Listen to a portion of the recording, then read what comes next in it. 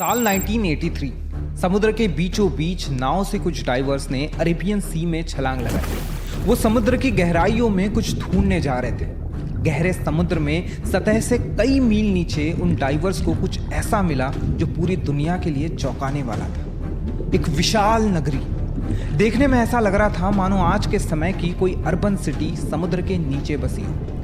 ऊंची ऊंची दीवारें, सड़कें, मूर्तियां, महल और एक पूरा वेल प्लान्ड शहर। समुद्र के अंदर ऐसी नगरी देखकर वो सारे डाइवर्स हैरान हो गए। पत्थरों के सैंपल्स लेकर उनकी जांच करने पर पता चला कि ये पत्थर महाभारत के समय के हैं और ये वो नगरी है जिसके बारे में महाभारत में भी बताया गया है। ये कहानी है श्री कृष्ण की नगरी द्वारका की।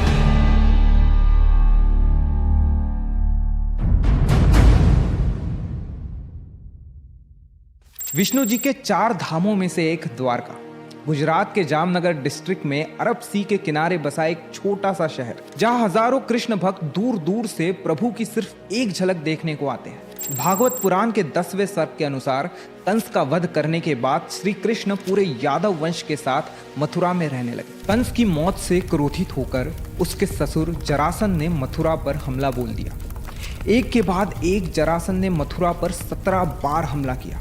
इन लगातार हमलों से परेशान होकर श्री कृष्ण ने मथुरा छोड़कर कहीं और जाना ही सही समझा।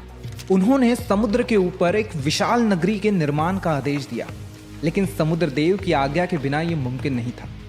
तब श्री कृष्ण ने समुद्र देव की आराधना की। समुद्र देव ने प्रसन्न होकर समुद्र के बीच श्री कृष्ण को 12 योजन धरती प्रदान की। इसी धरती पर भगवान विश्वकर्मा ने द्वारका का निर्माण किया। द्वारका एक वेल प्लान्ड सिटी थी जो आज के ज़माने की अर्बन प्लानिंग्स को भी मात दे सकती है। सड़कें, सोने के महल, बड़े बड़े दरवाजे, बगीचे, तालाब और सब कुछ एक बेहतरीन स्ट्रक्चर के साथ बनाया गया था। नगर के बीचों बीच था श्री कृष्ण का महल, जो यहाँ की सबसे खूबसूरत इमारत थी। जब ये नगरी बनकर तैयार हो गई तब श्री कृष्ण अपनी योग माया से अपने परिवार के साथ पूरे यादव वंश को मथुरा से द्वारका ले आए और इसके बाद उन्होंने मथुरा जाकर जरासंध और काले वंश से युद्ध किया। विजयी होने के बाद श्री कृष्ण द्वारका नगरी को लौट आए और अपने परिवार के साथ खुशहाली से रहने लगे। लेकिन जिस प्रकार इस धरती पर जन्म लेने वाला हर जीव सुख और दुख के बीच बंधा होता है, वैसे ही श्री कृष्ण भी इस चक्र का एक हिस्सा थे।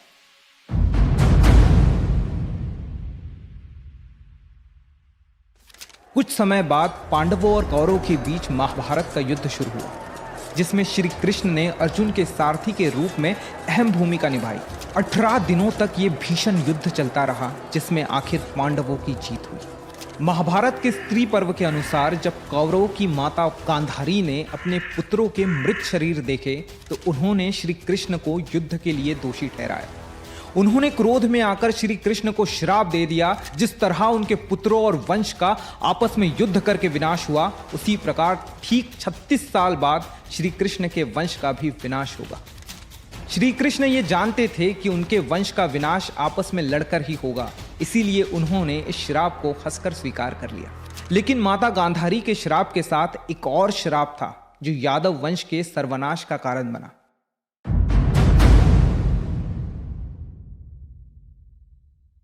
एक बार द्वारका के निकट बसे एक पवित्र स्थल पिंडारक में कई बड़े साधु संत पधारे। उन्हें देखकर श्री कृष्ण के पुत्र सांब और उनके कुछ दोस्तों ने ऋषि मुनियों के साथ शरारत करने की एक योजना बनाई। सांब एक गर्भवती स्त्री का भेष धरकर ऋषि मुनियों के सामने पहुंचा और उनसे अपने होने वाले बच्चे के बारे में पूछा। ऋषि मुनि अपना मजाक उड़ते देख क्रोधित हो गए और उन्होंने उन लड़कों को श्राप दे दिया कि सांब एक लोहे के मूसल को जन्म देगा जो यादव वंश के विनाश का कारण बनेगा। जब उन लड़कों ने देखा तो सांब के कपड़ों के अंदर सच में एक लोहे का मूसल मिला। श्री कृष्ण के नाना जी राजा उग्रसेन को जब इस बात का पता चला तो उन्होंने उस मूसल के टुकड़े टुकड़े कर दिए और उसे समुद्र में फेंक दिया। ये टुकड़े एक मछली ने निगल लिए। ये मछली मछुआरों के जाल में जा फंसी और जब उसको चीरा गया तो उसके पेट से वही लोहे के टुकड़े निकले। एक शिकारी ने वो टुकड़े निकालकर जहरीले तीर बनाने में इस्तेमाल कर लिए। लेकिन टुकड़े होकर खत्म हो जाने के बाद भी ये लोहे का मूसल यदुवंश के विनाश का कारण कैसे बन पाया? 36 साल बीत चुके थे। और माता गांधारी के श्राप के साकार होने का समय आ गया था। यदुवंशी नशे और मदिरा की लत में धुत हो चुके थे। धीरे धीरे उन्होंने एक दूसरे से ही लड़ना शुरू कर दिया। ये लड़ाई इतनी बढ़ गई कि यादव वंश में अंदर ही अंदर युद्ध होने लगे। श्री कृष्ण के पुत्रों ने भी आपस में युद्ध करना शुरू कर दिया। एक एक करके पूरे वंश का विनाश हो गया। और तो और बलराम जी ने भी धरती का त्याग कर दिया।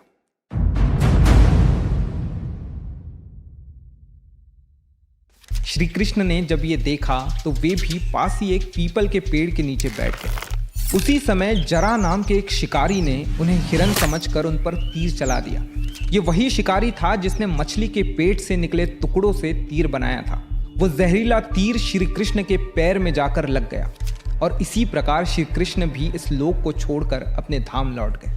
जब अर्जुन को इस बात का पता चला तो वो दौड़े दौड़े द्वारका पहुंचे, जहां का दृश्य देखकर उनका दिल दर्द से कांप उठा। पूरी द्वारका अग्नि की चिता में जल रही थी, लेकिन अर्जुन ने होश संभाला और श्री कृष्ण से किए वादे के अनुसार सभी औरतों और बच्चों को वहां से सेफली बाहर निकाला। खाली होते ही द्वारका नगरी देखते ही देखते कुछ ही पलों में समुद्र के आंचल में समा गई और श्री कृष्ण की यह द्वारका हमेशा के लिए अरब सागर में कहीं खो गई।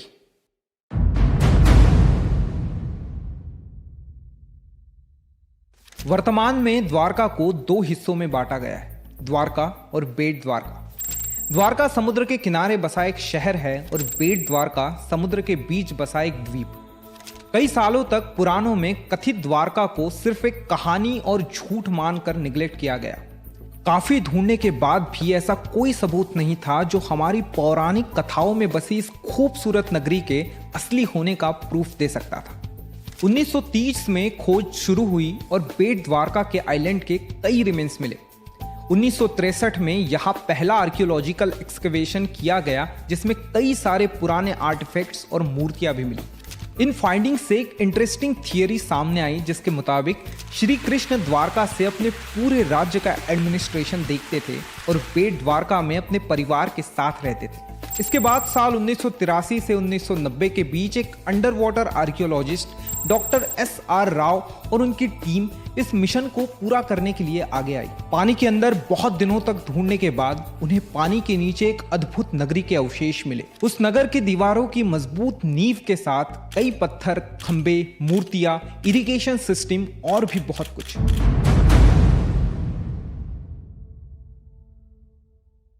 लेकिन आखिर इस बात का अंदाजा कैसे लगाया जा सकता था कि पानी के अंदर ग्राउंड लेवल से कई गुना नीचे जो रुइंस मिले वो श्री कृष्ण की नगरी द्वारका के ही थे। इस बात की पुष्टि करने के लिए आर्कियोलॉजिस्ट ने उन पत्थरों की कार्बन डेटिंग निकालने का फैसला किया। कार्बन डेटिंग एक ऐसी प्रोसेस होती है जिसमें एक्सपेरिमेंट्स के थ्रू एक पत्थरों की पॉसिबल एज निकाली जाती है। डॉक्टर नरहरि आचार्य ने महाभारत में मेंशन ग्रहों की स्थिति और एस्टेरॉइड्स की जानकारी से ये कैलकुलेट किया कि महाभारत का युद्ध 3126 BCE में हुआ था। महाभारत के हिसाब से द्वारका का निर्माण भी द्वापर युग में ही हुआ था और इन पत्थरों की कार्बन डेटिंग निकालने के बाद पता चला कि ये पत्थर उस समय से काफी क्लोजली रिलेटेड है। लेकिन पत्थर तो किसी भी समय के हो सकते हैं, तो फिर इस बात का स्ट्रॉन्ग एविडेंस कैसे कंसिडर किया जा सकता है? और इसीलिए आर्कियोलॉजिस्ट ने समुद्र के अंदर मिली इस नगरी का एरिया नापना शुरू किया और सरप्राइजिंगली इस एरिया का मेजरमेंट था 12 योजन, जो कि भागवत पुराण के हिसाब से उस धरती का माप था जो श्री कृष्ण को द्वारका के निर्माण के लिए समुद्रदेव ने प्रदान की।